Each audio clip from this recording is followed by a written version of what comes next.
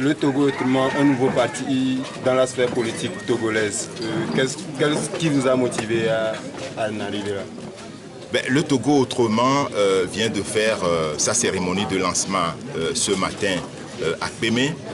Nous avons choisi Pémé parce que nous nous appelons le Togo autrement et nous voulons faire les choses autrement. Vous savez que la plupart des formations politiques qui sont créées sont lancées à Lomé. Nous avons voulu venir à Pémé pour faire différent d'une part et d'autre part parce que Pémé est une localité qui revêt tout un symbole. Vous savez que cette localité produit de la richesse pour le pays et quand vous voyez l'état de la ville ou l'état du village à ces populations, c'est complètement la misère. Nous avons voulu faire notre cérémonie de lancement ici. Alors, notre parti s'appelle le Togo autrement parce que nous voulons faire les choses autrement. Instruit des 25 années de lutte de l'opposition, nous pensons qu'aujourd'hui, il est important d'aller vers une autre opposition. Donc, il s'agit pour nous de faire la politique autrement, de faire l'opposition autrement et de concevoir même la lutte politique autrement. Et comment allez-vous procéder? Nous allons procéder en ne faisant pas comme les autres. Nous avons parlé tout à l'heure au cours de la cérémonie de l'éducation et de la formation. Vous savez que le parti politique a cette vocation-là, donc nous allons mettre suffisamment l'accent sur la formation et l'éducation. Ça, c'est la première chose.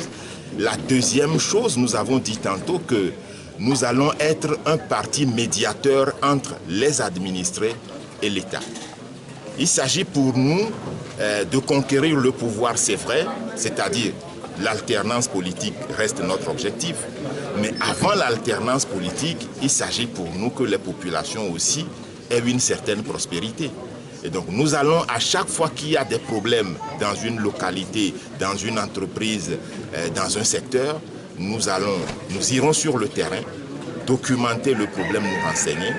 Et s'il le faut, nous allons vers l'État pour demander à l'État d'apporter la solution aux problèmes que les populations rencontrent. Nous n'allons pas attendre que l'alternance arrive, parce que nous parlons d'alternance il y a 25 ans, elle n'arrive pas, et pendant ce temps, les populations souffrent.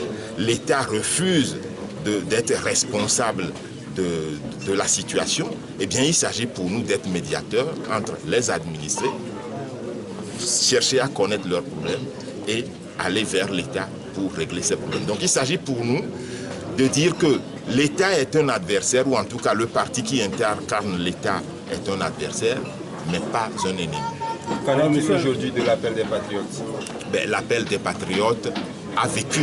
L'appel des patriotes était un groupe, une structure conjoncturelle qui est née avant l'élection présidentielle de 2015 et qui appelait l'opposition à se rassembler, à faire les états généraux et s'il le faut à choisir un candidat unique pour aller aux élections. Ça n'a pas été fait. Maintenant, nous avons évolué. Nous avons créé le Togo autrement, qui est un parti politique, et nous voulons aller nous-mêmes dans l'arène politique pour jouer notre rôle. Monsieur Fulbert, vous lancez votre parti le 17 octobre. On se rappelle, le MCA, c'était également le 17 octobre. L'appel des patriotes, c'était un 17 septembre. Est-ce qu'il y a un mystère derrière le chiffre 17? Non, c'est une coïncidence. Je ne sais même pas, c'est vrai que vous le rappelez si bien, mais il n'y a pas de mystère derrière ce chiffre-là.